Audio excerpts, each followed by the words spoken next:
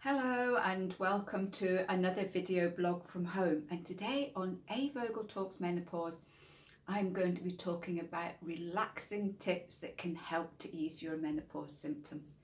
If you like my tips and advice, then please subscribe and remember to hit the bell icon so you can be notified of all my new videos.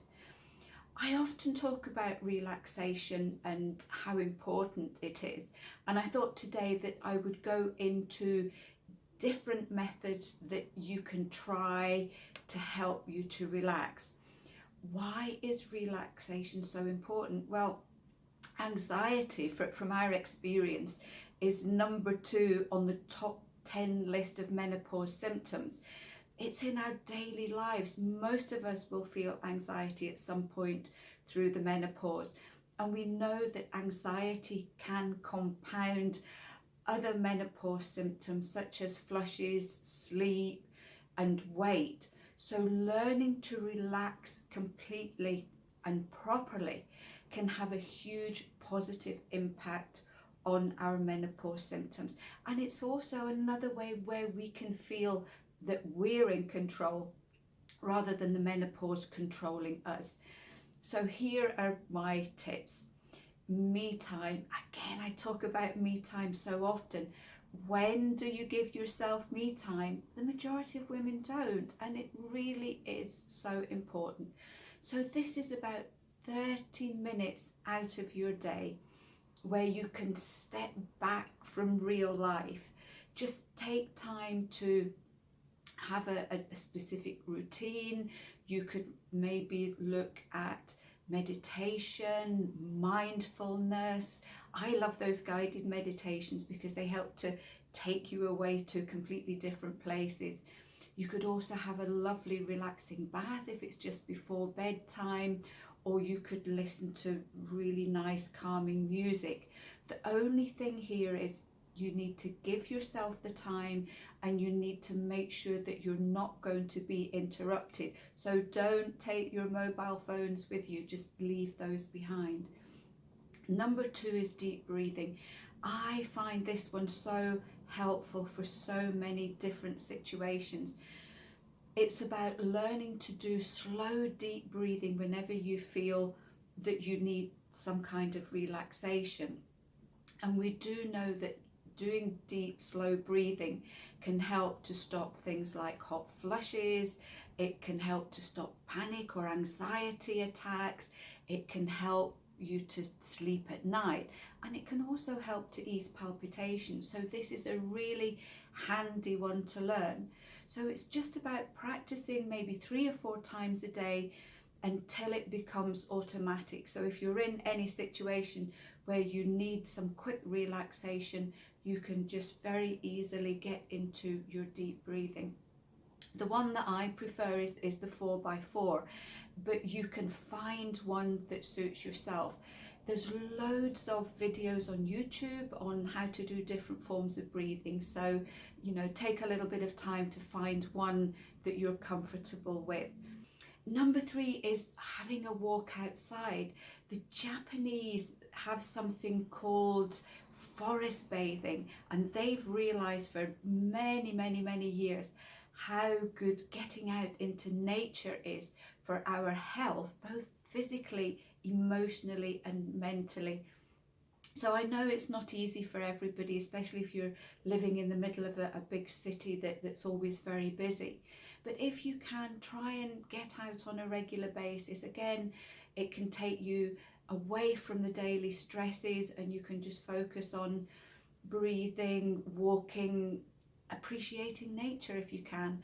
I'm really lucky because I have a park nearby. It's maybe about 5 minutes walk away, so I can go regularly just for a quick walk around the grounds, watching the squirrels or the deers, or just taking in the nice fresh air. So this is one, if you can do it maybe once or twice a week, can make a huge amount of difference for you. Number 4, there is something called progressive muscle relaxation. It's a little bit harder to do. You've got to concentrate. It's best to do this one lying down. So you're basically taking each area of the body at a time and tensing it and then relaxing. And you start with the face. So I would normally start with my eyes. So you would scrunch your eyes up, hold them really tight, slowly relax them, and then do each area of the body until you get to your toes. Takes a lot of concentration to start with, but once you get into it, you're so focused on contracting and relaxing your muscles that everything else just gets shut out, and it can be very, very relaxing and soothing at the end of the day. Again, if you go onto YouTube, you'll get lots of videos on how to do the best techniques for this one. Number 5 is get creative. We get so busy that sometimes things that we used to enjoy doing have gone completely by the wayside. Again, it's about me time. How much time do we spend on ourselves and the things that we really enjoy? So one of the things I found, just especially if I only have a little bit of free time, is you can get these fabulous colouring books, and I've got some glitter pens, so I can just spend maybe 15 minutes if need be doing some colouring in. It takes you back to being a child and how joyful that was, doing the colouring in and out of books, and you can get fantastic patterns from the books now. You could also look at knitting. This is another one that in the winter I'll sometimes do. I used to do it a lot when my children were very young, and again, it's a lovely relaxing one if you can get into the hang of it. Or anything else, you know, did you used to paint when you were younger? Did you used to play a musical instrument, or even sing, or even dance? You know, do something for half an hour that you really enjoy and you can fling your whole being into it. Number 6 is relaxation remedies and supplements. There are so many lovely ones available that can all support us and help us, especially when we find that times are really hard. We have our lovely licensed remedies, Avena Calm and Stress Relief Daytime. But remember magnesium, this is a great one for helping to calm the muscles and to help you get a good night's sleep as well. And number 7 is take a tech break. We have become slaves to our machines. You know, how many of us don't go anywhere without our mobile phone? And don't we get anxious if we've sent a text or a message or a picture or something to somebody and they don't reply within 5 minutes? I can sometimes find myself thinking, oh, where are they? What's happened to them? So we can get really caught up with technology, and it can end up controlling us. And that can contribute to our anxiety and our stress. So it's really important either to have at some point during the day where you put everything to one side and maybe read or do some of the other relaxation things that I've suggested today. But also don't take them to bed with you, because the blue light, especially from things like phones and computers, will interfere with your sleep. Even try maybe one day a week just to put your phones in your drawers and just say to all your friends, I'm having a break one day a week.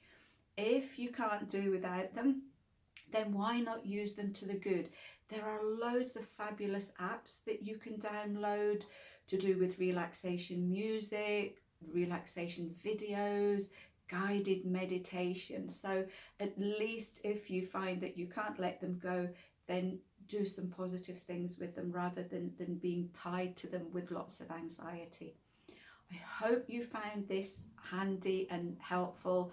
I know for me, relaxation is a big part of my life, and if I have really busy days and I miss it, then I really feel it the next day, both on a physical level and also on an emotional level. So these little tips are absolutely worth their weight in gold to help you control the menopause. If any of you out there have other fabulous tips that you have found really helpful to keep you relaxed and stress-free, then please share them, because we would love to hear all about them. And I will see you next week for another A. Vogel Talks Menopause.